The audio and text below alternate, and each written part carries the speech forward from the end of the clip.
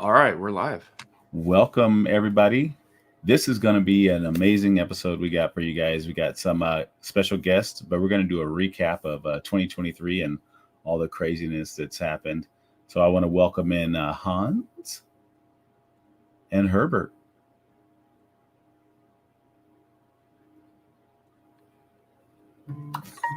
Awesome. DJ. Sorry, everyone. Okay, I just had a brain fart there. So we're live. Okay. Thank you, Joe, for the introduction. We're trying out Instagram Live this week, so I finally got that working. It was like the noise was You going in gotta the you gotta background. let Hans and Herbert in.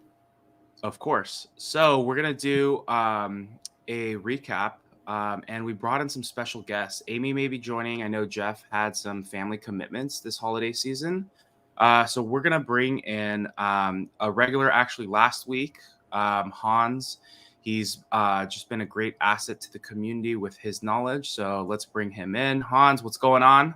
Thanks for Hey, joining us this Christmas week. yeah, excited to talk all things Tesla and just recap this amazing year. Let's do this. And funny enough, I actually did not realize how much you and our next guest have been collaborating. So you both are very familiar faces if you watch Brighter with Herbert. So Herbert, thank you for joining us. It's been a This is minute. exciting. Oh, appreciate this. This is a perfect timing. Obviously, I love to look back in milestones for 23. I'm prepared with a table to show folks with the list. I'm curious. You guys said it's an amazing 2023. I'd be curious to have that discussion of how people really did feel about this year.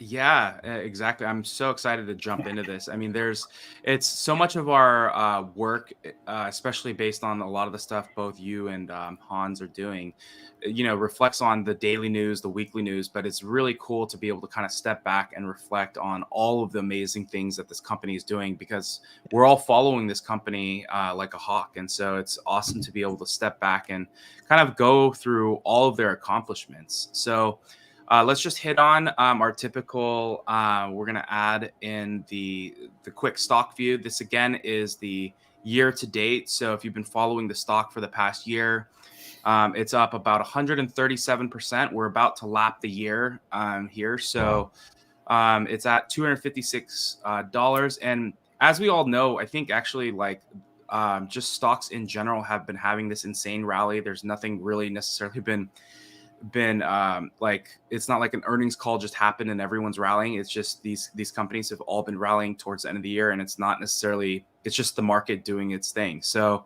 there's that. But I thought before maybe we jump into Herbert, of course, known also as the Milestone guy. Was he was able to update his chart. But before we do that, I think maybe we could step back and just each one of us just go over like what is, let's keep it to one thing. What is if you remember 2023 as any one thing, maybe we don't keep it to one thing, but yeah, let's do a quick roundtable. Each one of us just go through like what are the 1 to 3 things that you'll remember 2023 for, and then we can kind of just see where that takes us. And then we can obviously get into each one of the actual milestones. Anyone want to kick us off? Yeah. Okay. Yeah, I'll go. So my top 3 have got to be the calling for Elon's head at the beginning of the year. That was wild that just happened like just this year. And then mid-year, I think things started to really ramp up for the company, and just you started seeing more Cybertruck sightings. I thought that was really cool. And then the Cybertruck release. Those are my big 3. Cool. Hans or Yeah. Herbert, you guys want to jump in? So, my focus is really on the core products and the progress of the company on a fundamentals basis, and obviously focused on engineering. So the 3 huge ones for me were Investor Day. The revelation of the unbox process like literally blew my mind. I had all these expectations going in that we were going to see them unveil a plan to do a single piece casting for the entire body. And I'd had conversations with people and let them know. I was like, I think they're going to do this, I think they're going to do that, it's going to be amazing. But all of that was just basically like an iteration of what they had already done. And instead of that, they just scrapped that idea, went back to the drawing board, and redesigned the entire manufacturing process from scratch. That was the biggest, like, mind-blowing moment for me, I think, of really the year on the automotive side. And then we had the bot, and oh my gosh. And then just the last one was, Cybertruck starting deliveries, but not only that, the incredible confidence and just bravado and radically transparent move by Tesla to let Sandy Monroe and a whole bunch of people into the Gigafactory in Austin and film the manufacturing process and basically throw down the gauntlet. Says nobody makes vehicles like this. This is not even the unbox process. Like, we can show you exactly what we're doing here, because this, as new and innovative and ridiculous as it is only the appetizer for what's to come. All right, Herbert, your turn. You're muted, Herbert. Oh, Herbert, you're muted. Okay. Yeah. I'll start with the three most important events of 2023, which is Tesla Bot Demo 1, Tesla Bot Demo 2, and Tesla Bot Demo 3. Tesla Bot is where everything is. I mean, you saw the progression of this, and it's amazing. If you stop and think about it, just 9 months ago, we were all still thinking this was, clunky. It wasn't really doing anything. Now it's all ready to go. Of course, what matters is not just the hardware, it's the brains as well. And so, I was being a little cheeky. The first one is Tesla Bot. The second one is Dojo, right? This is most critical. It just redefines the whole company. This is an AI company. They've got the largest supercomputer in the world. It's going to be it's currently the 5th largest supercomputer right now, but it's going to be, they're going to have 3 or 4 supercomputers that are larger than anyone else out there, 20 times the compute by the end of next year. And it's very critical. Dojo solves FSD. Dojo solves Tesla Bot. Dojo solves a lot of benefits for the company. And then when I stop and think about what happened, 2022 was a terrible year for all of us in terms of stock. But the 2 big events that happened last year was the Giga Shanghai, Giga opening of Giga Texas, and the Giga Mexico, like launches of actual factories. This year, it's the year when the OEMs, the legacy OEMs, capitulated, right? Not only did we see them partner, right? Ford and partnered in June, and now by December, all of them have partnered except for Stellantis for Supercharger. But now you've seen them one by one making announcements that they are no longer going to do they cannot maintain their goals for electric vehicles, leaving the market completely wide open for Tesla. So this is the year that OEMs have capitulated. It is just really one, it's Tesla and BYD. And then this is the year that Tesla is changing from an auto manufacturer. That's why I did not want to mention Cybertruck or, the Giga Shanghai expansion and all these things, because for me, I've already moved on. I'm on AI. I'm on bots. Yeah, so I think for me, so first off, those were all really good recaps. I think probably for me, the top 3 that come to mind, just because this is probably for me, it's mainly just like looking back and what are the things that are kind of potentially not only hidden gems, but just things that are, really important to getting Tesla to where it's at. The first thing, and obviously all the things that were mentioned before are really important too, but the one thing was the Model Y being the best-selling car in the world. I think that was the most overlooked Tesla product launch, and yet here it is. It's the bread and butter. It's what's paving the way. It wasn't necessarily going to be the Model 3, right? We all knew that that's mass production, but it was the Model Y. And so here we are going to be ending the year, and this company 5 years ago was going through production hell on the Model 3, and they are able to now sell the best-selling car in the world. And so when I think of that, I think of, just the incredible hard work that it has been to get to that. And then, there's obviously some small things with the Model 3 refresh and some of the other stuff.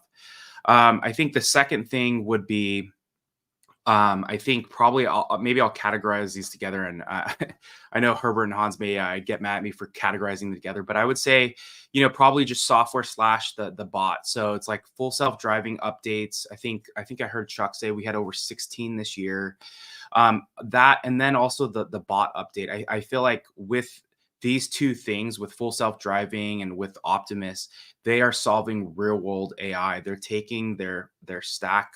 Obviously, it's different, but they're taking all the work that they've been doing for all these years with full self-driving and applying it to, walking around your house, doing mundane things, it's mundane tasks, potentially doing factory work and building products.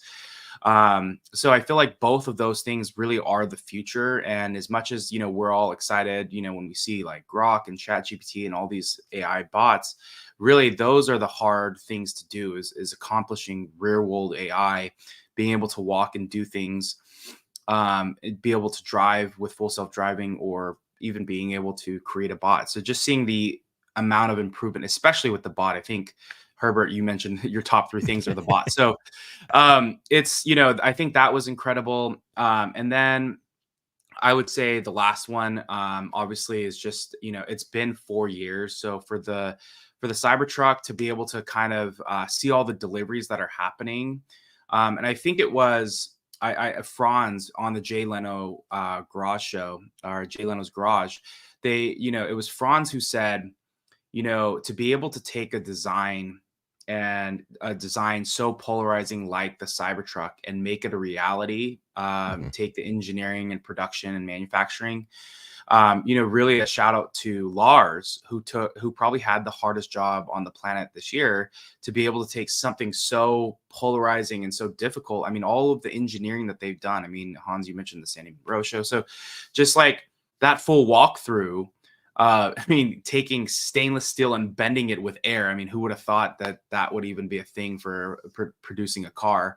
It's not something I had necessarily ever thought about, but it's just one of those things where, the Cybertruck finally launching, I think COVID and a bunch of other stuff that Elon has reminded us about, really delayed this thing from happening. And I think I've been seeing a lot of deliveries, and all of them have mostly been employees. But so obviously they deserve to get it first. But I'm so happy just to see this thing launch, because I think 2023 was the year of the Cybertruck. And I know it got pushed off from September, and it finally, I think we had the event in November. So it was just, I think for me, it was just a really, really cool year to be able to kind of celebrate. It was a great way to end the year, especially, I mean, imagine if it had gotten pushed off. So that's kind of my top three things. But There's I think, one other yeah, go for it. thing that we haven't mentioned here that also is incredibly huge, and that was, really just putting a little bit of focus. You mentioned a little bit on FSD V12, that even though we haven't seen that roll out to customers, the CVPR talks in the middle of the summer this year were incredible, just looking at the direction of where full self-driving is going, and then how that also does play into the bot. But the fact that they can use a lot of the training methods, they can import from the open AIs and the Google DeepMinds of the world a lot of the domain knowledge on how to architect these AI systems and train them and make them useful in the real world, and use them for FSD, use them for bot. That was an incredible revelation at CVPR. And then to see them having, building FSD V12, the demo that Elon did earlier this year, and hopefully the impending release of FSD V12 beyond, it's in employee hands already, and hopefully getting that in customers' hands very soon.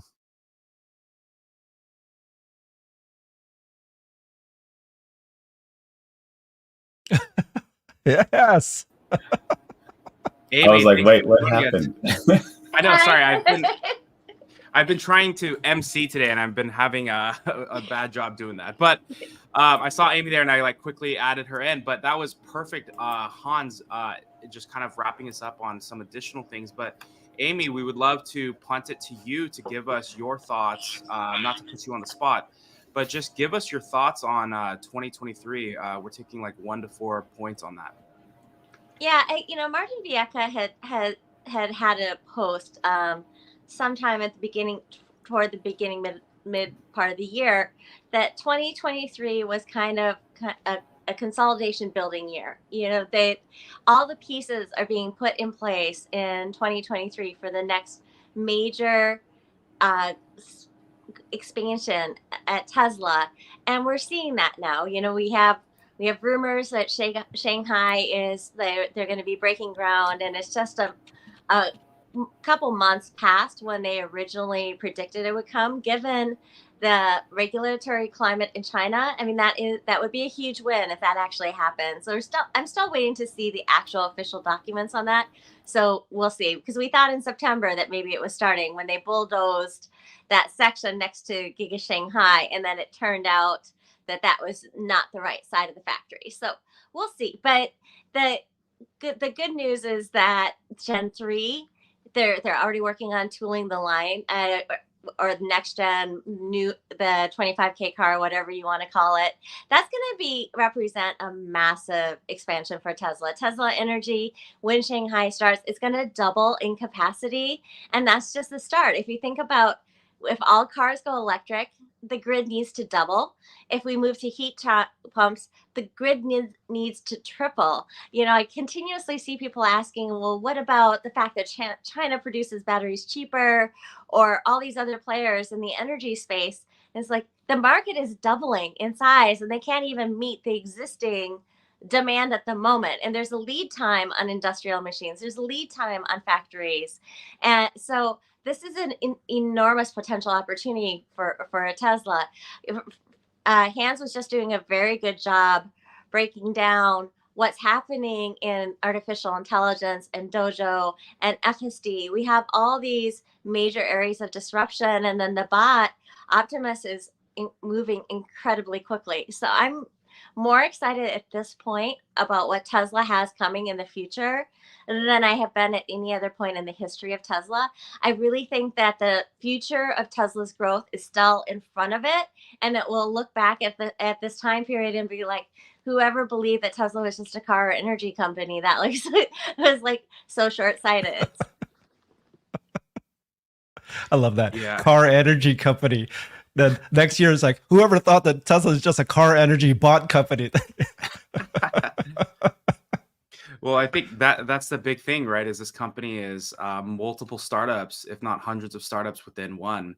One thing before I thought we would jump into potentially some of your milestones is just talking about, again, I know this is kind of, you could see it as nearsighted, but I thought it's good to talk about it as just the landscape of the car industry as we're ending 2023, because I personally feel like the car industry is pretty much ending 2023 crippled. They have been pretty much gutted to the point where they've shut down more than half of their EV production. I mean, the Chevy Bolt is not going to be made till 2025, and I assume by then they probably won't even bring it back. Then they have the F-150 Lightning, 50% production. But I remember Elon at the shareholder meeting last year, how he was just stating the fact that the next 12 months are going to be messy. It's going to be ugly, and people, there may even be some companies that are not going to be around. But when I think of, heading into 2024, pretty much as Amy was saying, like, there's no one that's going to take more market share. There's no one that's going to continue to sell more cars in the EV space than Tesla. They're also building the Supercharger infrastructure, which is the next gas station, essentially.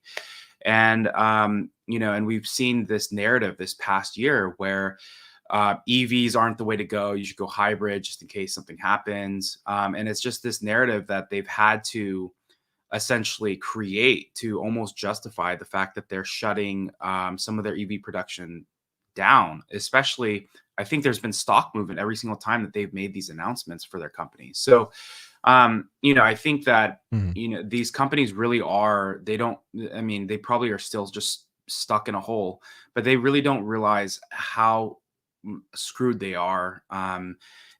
Tesla continues to be 5 to 10, 15, 20 steps ahead.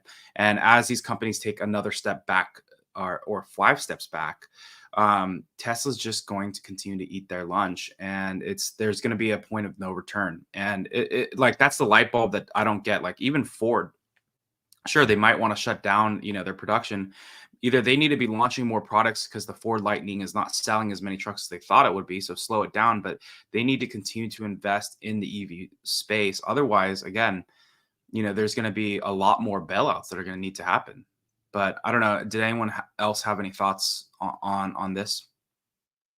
I would just add that for Ford specifically, that this is classic innovator's dilemma, and the Clayton Christensen identified the structural reasons why it's so hard for these big bureaucratic existing legacy incumbent companies that seem like they're on top of the world to make a transition to a new technology.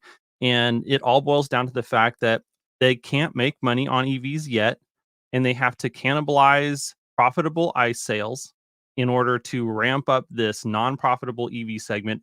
It doesn't move the needle for their profits as a company. In fact, it makes it worse, not better. And they don't have the stomach for it, um, because they're a publicly traded company. Like, they have a fiduciary responsibility to their shareholders not to eviscerate the profits of their company. And so they can't. They just, it's impossible. And the, the only companies, like, he studied a ton of different companies that went through the transition in different disk technologies, and looked at case study after case study. And the only companies that successfully transitioned from one old technology to a new one were companies that actually spun out and put the new Mhm. technology in its own little company, in its own little package, and that technology could grow along with the market size that they were pursuing. And they had to be separate. Anytime they tried to do two things under the same roof, they all failed. And that's exactly what we're seeing. And people think that, oh, it's just discs, it's just digital technology. That is its own little world unto itself. That's not how things in other industries like energy or automotive work. That's only because they haven't been operating under the same market dynamics until now. But Tesla is bringing that world to automotive. And so they are now competing in the exact same climate that all of the other innovators dilemma companies have had to face. And we're just watching this slow motion train wreck that is so predictable. Like, I mean, all of us who have been watching this company have seen this coming for years. And it's going to Mhm. continue to be a story that plays out for several more years. But, you know, the fix is in. Like, there's no way that we can avoid what's coming. I do think too that because of this desperation that we're seeing now of all these legacy OEMs, it's just going to accelerate the need and that they will need to partner with Tesla. So all of a sudden, this idea of the Tesla partnership, whether it's for FSD or licensing of software or Supercharger, it's just going to accelerate like crazy. And so that's my prediction. 2024. That's the year where we're going to see a tsunami of partnerships, not only from legacy OEMs. We're going to see it from, like we just heard Hilton, we heard Best Western, we had Uber partner with Tesla in the last just in the last month or two. All these things are going to just, you'll hear McDonald's and Starbucks and others. Well, I know we're going to get into the whole recap, but one of the major things that was pretty profound this year is when they put out when Tesla put out their projections for NACS, for why they would even make that a thing. And it was clear that they had the most sales of any electric vehicle, and I like to call them refueling stations, just so it's not Like it. confused. So so for them doing that with all these refueling stations across the freaking our continent here, it was really blatant that you could see that if you really wanted to get on this train, you had to hop on with Tesla. And yeah, a few years ago, nobody wanted to do it, right? And there was like Tesla's had this out there for a while, like, hey, just join our network. You know what I mean? It's open for everybody, whoever wants to join it, but nobody did. Everybody thought, well, I'm going to do my own thing, and then all of that happened. But that document that they put out, and looking at the sales and the sales figures, and I mean, we all saw what happened through 2020 when everybody was falling off and people thought, oh, well, sales are just going to keep falling off, and Tesla was just like skyrocketing through. And now we're seeing the same thing. Like, people try to discount that history of what's actually happening, but it's happening in real time. And you have all these companies that are like cutting in half their production or delaying production and doing all these things. And Tesla's just like, well, we need more factories. We need more, we need more of this and more of that. And they just keep going forward at every incident that keeps happening. And people just are sleeping on it, but they won't be able to sleep for too long. Sorry, Joe. I like the refuel, but you can't use the word fuel. So fuel is a substance burned as a source of heat or power. So can't be done. Amy, to you. Yeah. I think that Hans had some really good points, as did Herbert and Joe. When you look at the innovator's dilemma and what he was saying about the companies that made it spun out, this to me is why Ford actually started splitting out the financials of their EV division out, because to be able to spin the EV division out as a new co and let legacy Ford die, they need to have those financials split out several years in advance to be able, and they've actually started the legal maneuvering to separate out that paperwork between the two divisions of the company. So Ford actually is looking at exactly what Hans was talking about, of how are we gonna make this transition and have something that works. And then, credit to Farley, he's also has a plan with a much more automated system. Where is he going to put all those workers to work? And he's planning to vertically integrate. Now, he realized that their first gen product with the Lightning and other cars, it was just too much manufactured in the same standard the way a combustion car would be produced. And it really didn't account for the fact that a Tesla and electric cars going forward are a digital platform. So they're full in on their version of the next gen vehicle, which they're going to try and use 48-volt wiring, distributed architecture, probably even modular construction now that Tesla announced it. So I would have like the best hope for Ford. But what that demonstrates is how very far ahead Tesla is, because as they're designing based on the Model 3 or the Model Y, Tesla is already designing their next gen car. So, and Tesla already came out with a 48-volt architecture on the Cybertruck, and they already are getting that supply chain in place. And we know from Hagerty that they even sent a PDF document to all the other manufacturers. Hey, this is how you do a 48-volt low voltage system. It is just incredible innovation that we're seeing from Tesla, and they're dragging the rest of the world in behind them, which was always the plan, is not that just Tesla would produce cars, but as Herbert was talking about with licensing, Tesla has the ability to help these other manufacturers out. And I like to say it's the lifeboat to the sinking legacy Titanic, that Tesla can license on the tech and help them not be so completely far behind, which is a good thing, because that's a lot of jobs that represents. It's the ability to get more electric cars on the road sooner, and it will be highly profitable for Tesla. Yeah, no, I think the licensing aspect of it is just going to be another untapped arena that I think these companies are going to realize they have no choice, especially the software. I mean, all of the stuff that they're doing, it's definitely going to be untapped. And the one other thing too, actually, I had thought about it before I mentioned it, was the fact that the North American charging standard, it was kind of mentioned here and there, but the North American charging standard is the standard in the United States now. And it's insane to think that this is the case after, based on what this company has been through. So that's another like nail in the coffin of just, 2023 and like, what will this year be remembered by? But I thought maybe now, unless there was potentially some other thoughts or other things that you wanted to reflect on, we could just jump into some of the other milestones that maybe we were overlooked, that, from really what made, I would say, Herbert, Milestone Herbert, or the Tesla Milestone guy. We can jump into that. Was there anything, any other small topics you guys wanted to jump into before we get into this? Okay, let's do it. Let's do it. Yeah. Go for it, Herbert. Oh, okay. So let's first of all, just remember what it was like last year, December of last year. You guys remember?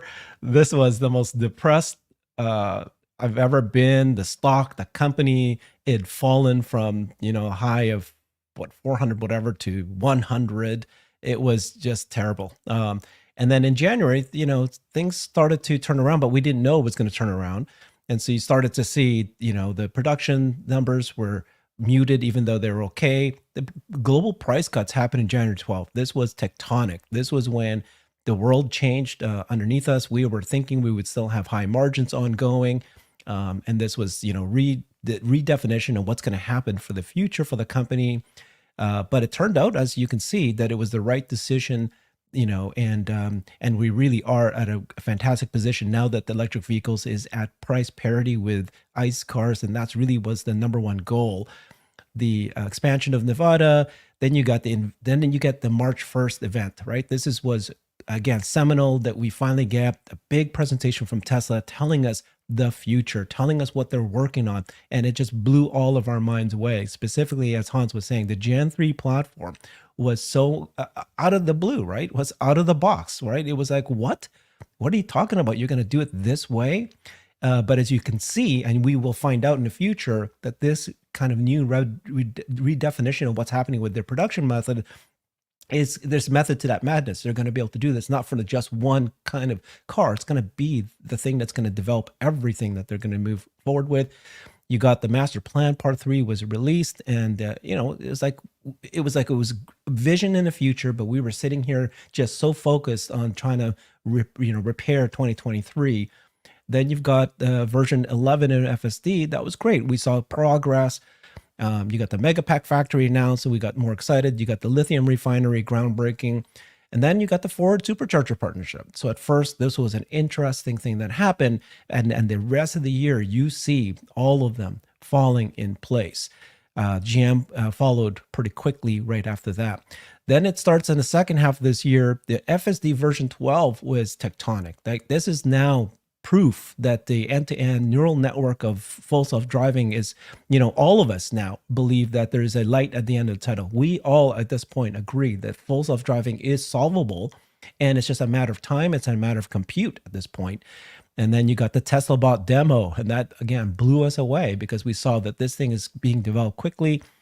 Then and then here we are, Cybertruck delivery. You got the expansion of Giga Shanghai, the big Tesla bot demo that we just saw recently. The Megapack factory just launched today, or as Amy was saying, we don't have full confirmation about that, but that's something that's coming. Before we talk about 2024, I'm going to read a list of 16 things that happened in the last month. Not all of them last month. Some of them are earlier this year. But just think about these things that happened in the last month, mostly about Tesla. That was incredible. So you've got Giga Mexico permits were approved. You got Giga Shanghai expansion was announced. The Gen 3, you've heard Elon say that Gen 3 is so advanced. The China insured number for last week was through the roof. It was headed to a record quarter. We heard about macro, right? There's going to be 3 rate cuts next year. As we all know, in the auto industry, the macro interest rates what got us into this little dip in the last year, in the last 2 years. It was the major recession that we were in, an inflationary period. You got the Tesla bot demo.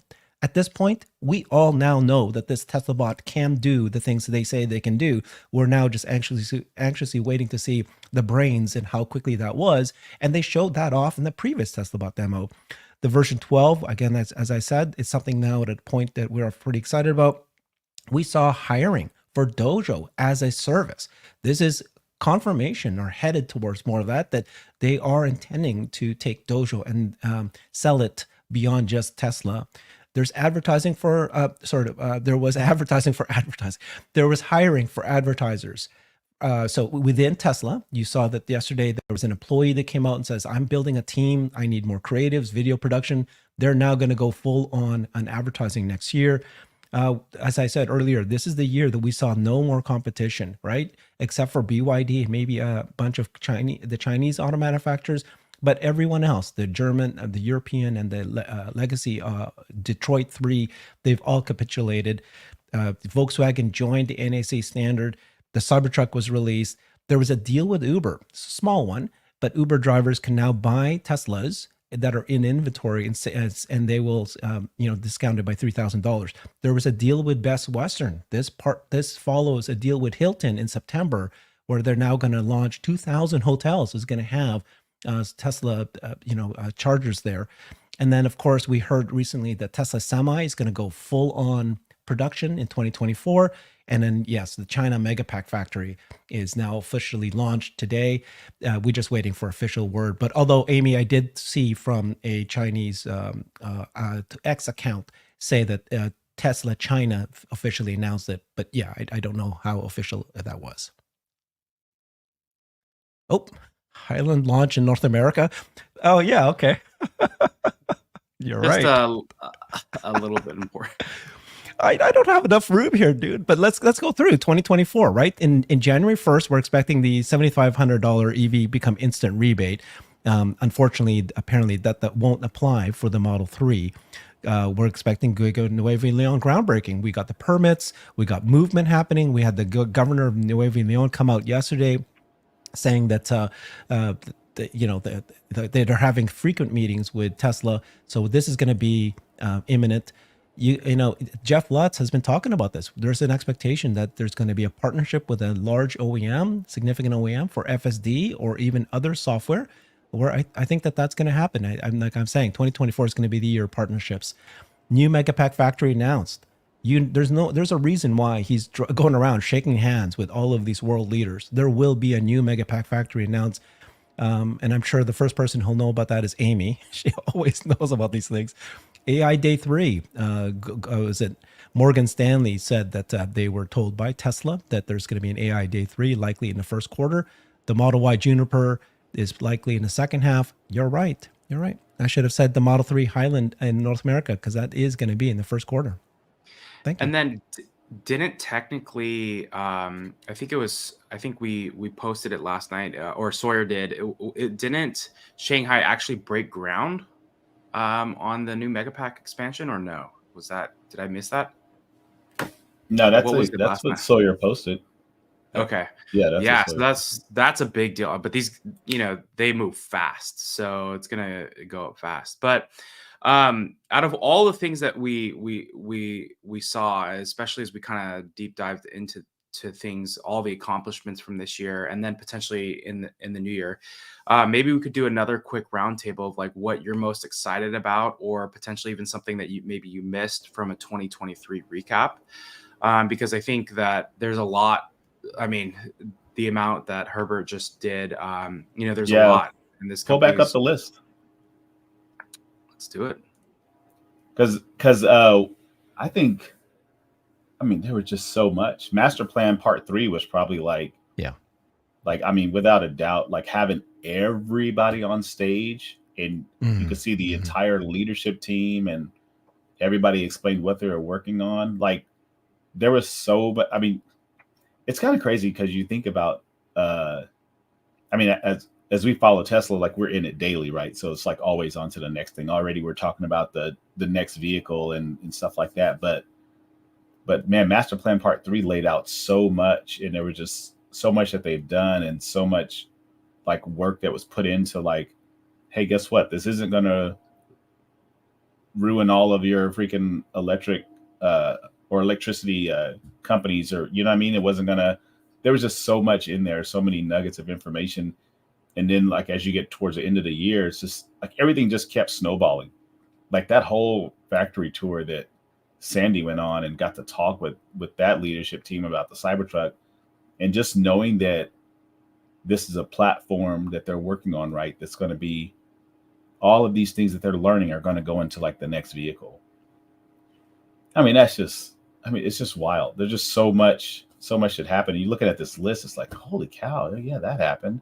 Oh crap, yep, that happened. I know half of these I think I forgot about.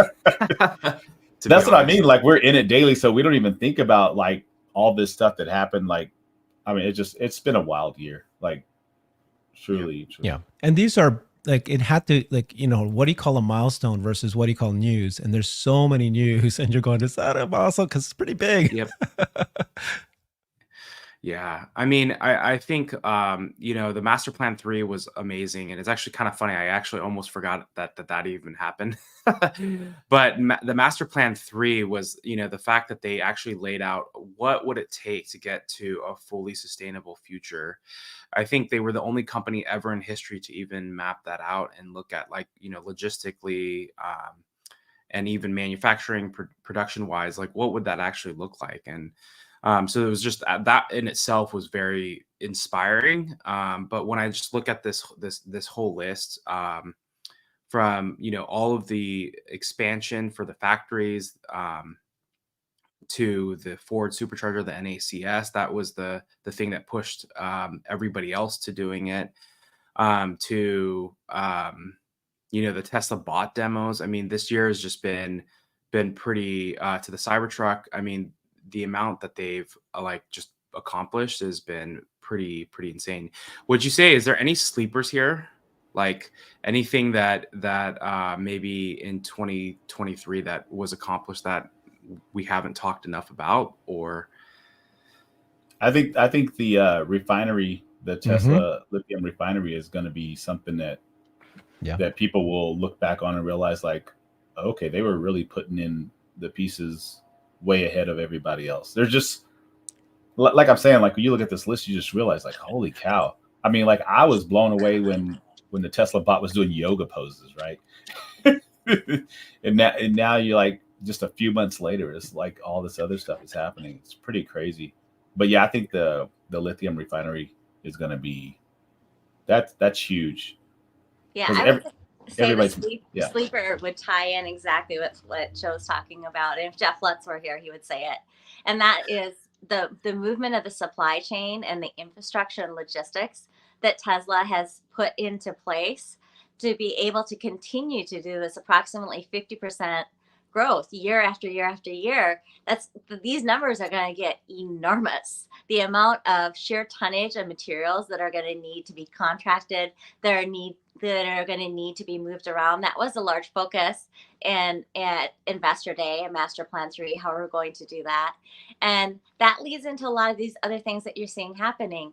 Localizing supply to production to the end user is going to be a large part of solving the logistics problem. And that's why we're anticipating another gigafactory, more mega factories across the world. And then how do we get to a sustainable energy future? And we know that we're going to need a couple more forms of vehicles, that just the next gen isn't going to be enough. We saw there's possibly a Tesla van underneath the sheet that we still haven't heard about. Semi going into major production.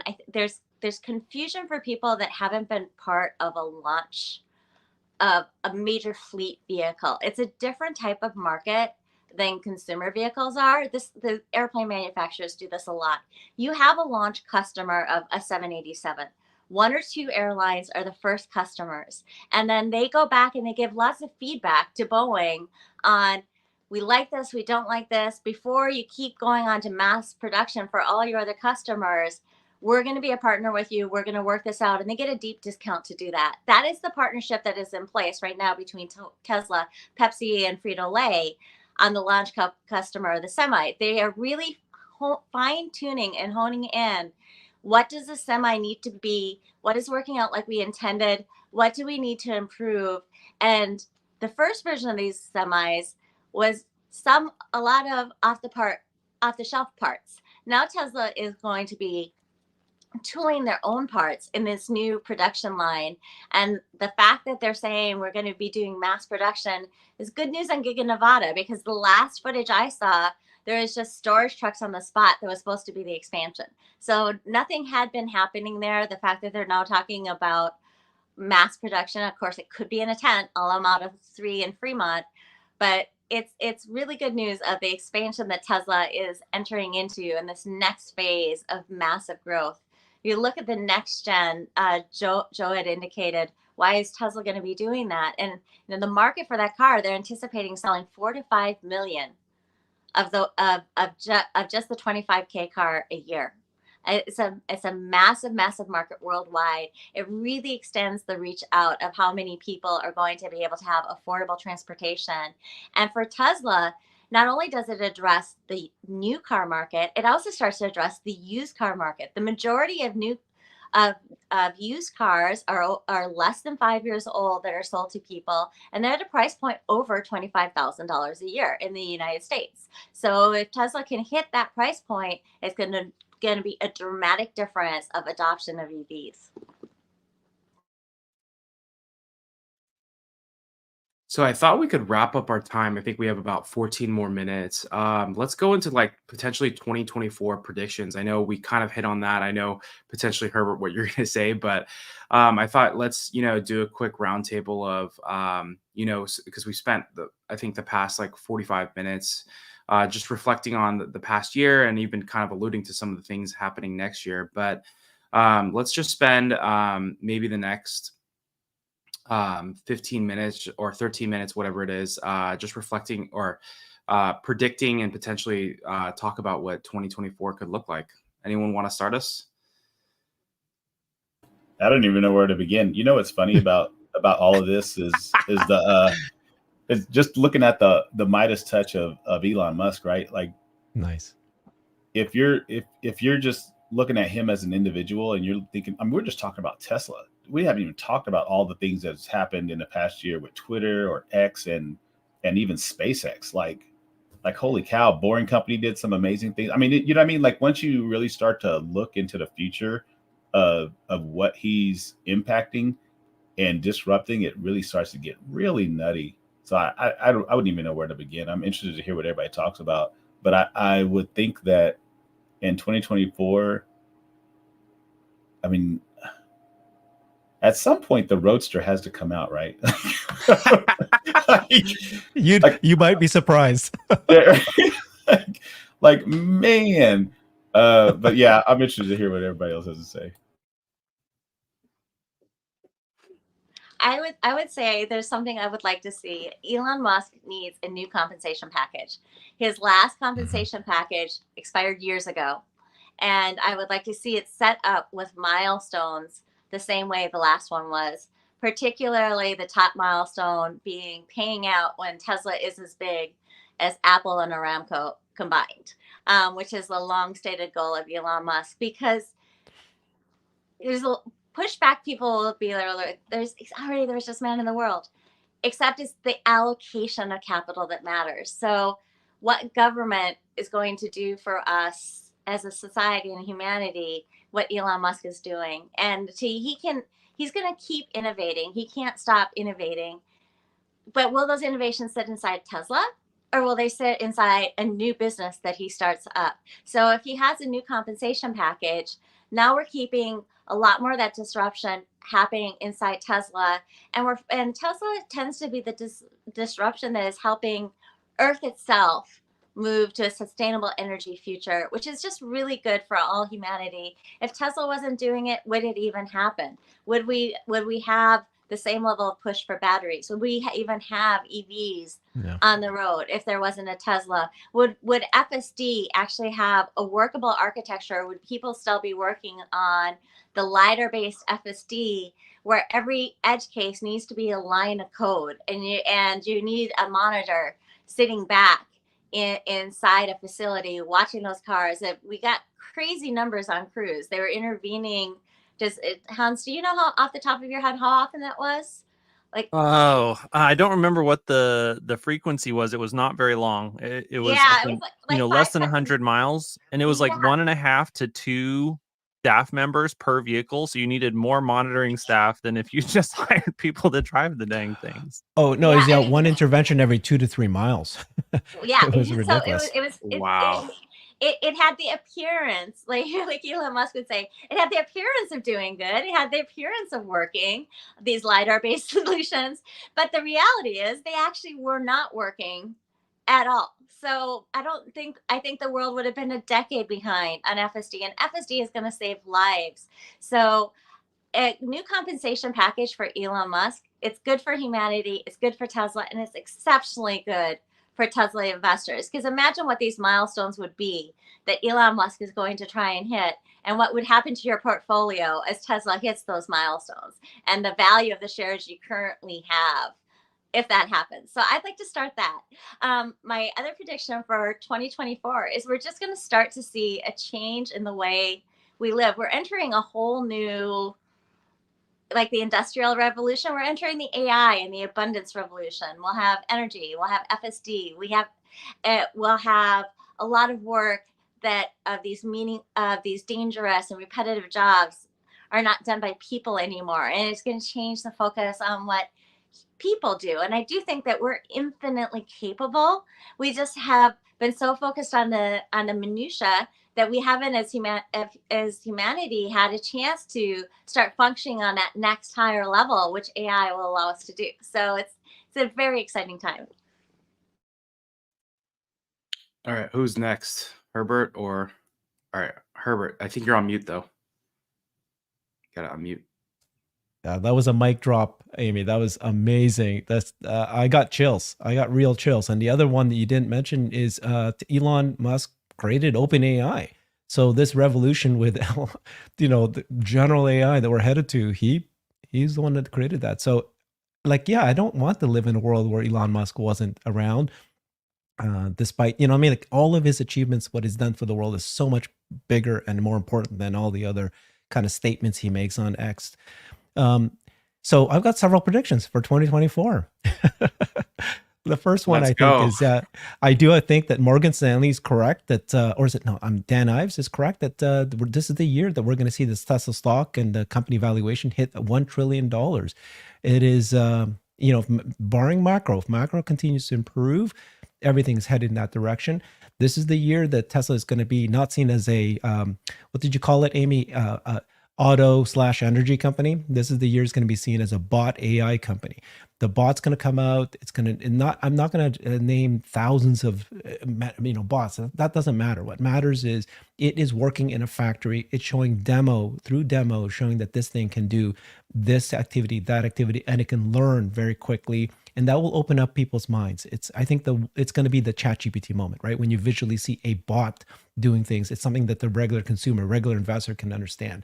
This is the year of partnerships, like I've been saying, a tsunami of partnerships. We're going to hear Starbucks and McDonald's and Target and everyone else say all my stores is going to have, the North American charging standard.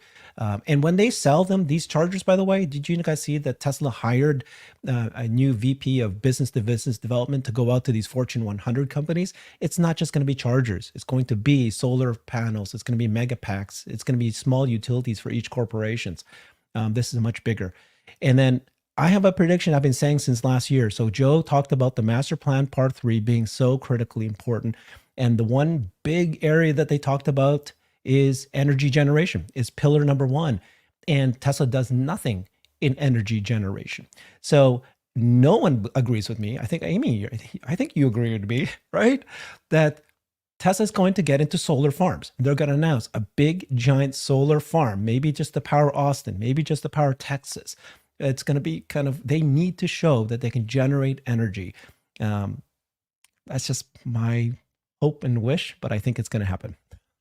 Yeah, that and Tesla becoming a distributed utility, which they have licenses to do. And we're starting to see the pilot programs both in Australia and Texas to do this. So it's a whole other business area. But I do agree, like solar farms has been something Elon Musk has mused about many times. It doesn't take a lot of land and it solves so many problems.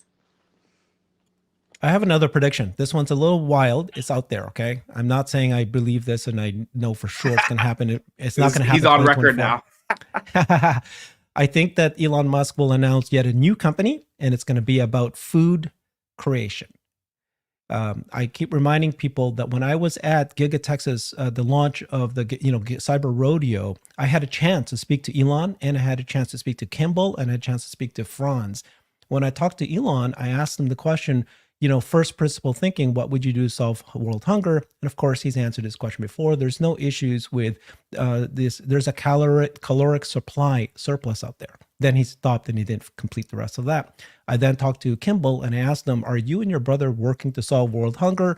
He said, yes, we are. Then when I talked to Franz, by the way, I asked him, is the Cybervan is just an amazing, the Cybertruck is just the most iconic vehicle. Do you consider this your work of your lifetime? And he said, no, it's the next design that I'm working on. So anyways, I just, there's going to be 3D printing of food. There's going to be some new company associated with food. That's my wild ass prediction.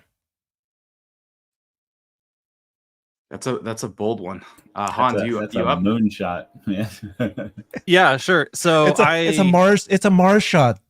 Joe. It's a Mars shot. It is a Hey, Mars shot. but actually getting the Mars might actually happen. Yes, So that's So I'll start just by stirring the pot a little bit and saying that Tesla's not gonna produce solar farms because they don't have to. The Chinese companies can. So for solar farms, you can use low cost solar panels, and the Chinese manufacturers are great at that. So unless we do see some sort of incentive program from the government for U.S. manufactured low cost solar panels, that stuff's probably going to stay manufactured in China. Now Tesla can be an incredible integrator, and match solar farms with Tesla megapacks and doing distributed energy. That's totally inside of Tesla's wheelhouse. And I think that the solar roof product eventually will, they'll get all that figured out. It will become a big thing over time. I don't foresee that in 2024. But yeah, there's there's so many things to be excited about for Tesla. I love all the points that have been made so far. One of the things that I think will be fun is watching the transformation of Tesla's brand and image nationally through the Cybertruck. That as these things get out on the road more and more, like we've already seen it just winning over skeptics. I loved the Haggerty, the Icons episode where Jason Camisa, he went in, he thought this thing was a joke, and through conversations with the engineers and experiencing the product firsthand, he had his mind blown and he could not say anything but positive things about the vehicle, to the point that people came after him and basically alleged that he was a paid shill for this product. They're like, there's no way this Tesla truck's gonna be that good. And then he just laid the smackdown. It's like, no, fact. Like, this thing is the best in all of these areas. That was incredible. And that's just like an early foretaste of the more people experience this vehicle, the more people see it on the road. Like, it is just an iconic halo vehicle that it's going to change the public perception of Tesla. And where it started out as this, West Coast brand that was all about sustainability and the future. Not that any of those things are bad, but like the Cybertruck has a whole different ethos, a whole different just gravitas to it that projects different things to whole new demographics of people. And once you basically put the Ford F-150 to bed, like, that is a cultural moment in the like, trucks are a very integral part of American culture for the vast majority of the country, by land area, not necessarily by, like, it's a large portion of the population. But, if you looked at a map and said, where are trucks a big deal? It would be 95% of the land area of the United States. And this is what the Cybertruck is coming for. And it's going to not only reach new people, but then all of the, culturally, as we see more rap videos and more, influencers and all these people that are just drawn to this thing because it grabs attention. It's just going to be something that I'm excited for. I think a lot of people are underestimating it outside of, the hardcore Tesla people. And so that's one issue. And that doesn't even go into a lot of the most exciting tech. Like, that pales in comparison then to saying, okay, FSD and continued progress with the Optimus bot, like, those things are humanity altering scale accomplishments that change everything about what an economy is, everything about how society operates. Like Amy pointed out earlier, like, freeing up people who have jobs that are very menial feeling, to do something more meaningful. It's going to be chaotic transition from here to there, and that part does make me nervous. But I think in the long run, that's actually going to be something that is a positive for humanity, as long as we, don't shoot ourselves in the foot too much. If you look back at a technology like the printing press, it right now we think of the printing press as this great thing, but we forget that the printing press was kind of the start of the 30 Years' War that caused actually a larger percentage of the European population died in the 30 Years' War than in any other conflict in history, including World War I and World War II. And so there was a lot of chaos that is kind of introduced into what was a previously stable system that, it wasn't great, but it was stable. But what we got on the backside of that was then the Enlightenment and just the Renaissance and an incredible season of progress for the human species. And so now that we have a lot of the technologies that we have today, hopefully we can make a transition like that with much, much less chaos this time around, and just get to a point where we make that next step change in human flourishing as quickly and as painlessly as possible. Thanks, Hans, for just dropping the knowledge. Thank you, everyone. I think, was there anyone else that, I think pretty much everyone went. Joe, you went too? Okay, so sounds good. I'll potentially close this out. So I think yeah, I would echo pretty much what everyone said. I think the things that are just top of mind actually is similar to probably what Hans is saying. I am really excited to see what this truck, how the halo effect will have on the brand itself. Because I remember when I got my Model 3, back in July of 2018, it was still kind of some of the first ones. And I remember people would be like, hey, what is that? That's the Model 3. But they didn't really completely know. They saw the Tesla logo and there's still excitement. But with the Cybertruck, it's different. And what I mean by that is it literally looks like it's straight from Mars on the planet. And people are like, what the heck is that? That looks like just like a polygon or whatever you want to call it. But I really do think that this is going to have a very positive impact on Tesla's brand because it's a brand in itself. Number 2 is going to be the Tesla Semi as well. Production, I think Franz already said that this is going to hit production for next year. And the biggest reason why I'm excited about that is because partially it's because I've been following it, kind of the story. Obviously, it's kind of close to our area, especially Joe. He lives like down the street from it. But I saw about a week ago, I saw 3 Tesla semis at Frito-Lay.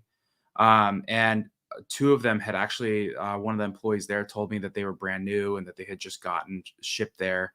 So I'm really excited to just see how the Tesla Semi will make an impact, because I think they said that there's about 100 running right now, and I think there's 20 plus or something like that with PepsiCo, maybe even more now, given that they had a couple more. So we know that out of all of the carbon emissions, 80% comes from the trucking industry. So this is a huge area and win. And then it's going to be, for me, it's going to be hopefully they announce a new product like potentially a van or something else that they've kind of alluded to in those 2 little diagrams, I think at the investor day or the shareholder day, where they kind of showed like this thing that looked like an SUV. And then so those are going to be the biggest things. And then obviously seeing hopefully V12 come out at some point this year or in 2024, just to, go from beta to the next level. But, as we all know, this could take a while. So I'm not, I'm hopeful, but we know that this problem to solve has taken a lot longer than we expected and will continue to take a while. And then Optimus, right? Seeing that come and really just hit its stride there. But yeah, those are my 2024 thoughts. Was there any final comments? Otherwise, we can close out the Tesla beat for this week. Anything else? All right. Well, first off, thank you to Hans and Herbert for being our special guests this week and helping us kind of start to close out the year and give our 2023 highlights. They are both tagged on X, and their channels and X profiles are tagged on YouTube as well. So please patronize them and give them a follow and subscribe. And then thank you to Joe and Amy for just being regulars and giving up your time each week. So hopefully everyone enjoyed this, especially our viewers. And maybe we'll see you next week. Sounds good. See you, everyone.